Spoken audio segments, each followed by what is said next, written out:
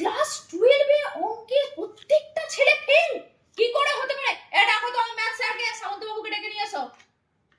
বর্দি আসবো, আপনি খুব তাড়াতাড়ি ডেকেছিলেন। হ্যাঁ এসো। বলছি কি করে হতে পারে অঙ্কে সব ফেল? তুমি জানো না দিদি কি রুলস দিয়েছে?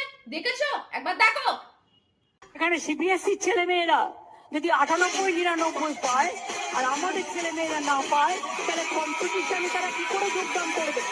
সেই জন্যই বাড়িয়ে দাও নাম্বার। তাহলে ক্লিয়ার ইনস্ট্রাকশন, বুঝতে পেরেছো? আমাদের স্কুলের ছেলেদেরকে বেশি বেশি নাম্বার দিতে হবে, 100 নাম্বার দিতে হবে, বুড়ি বুড়ি নাম্বার দিতে হবে, বাইরে বোর্ডে ছেলেদের সাথে কম্পিট করতে হবে, বুঝতে পেরেছো? দেখো দিদি, এই দেখো অঙ্ক অঙ্ক কিচ্ছু পারেনি, পুরো খাতা লাল। হ্যাঁ, 100 দেবো কি করে বলো? এগুলো কেন এইভাবে কেটেছো?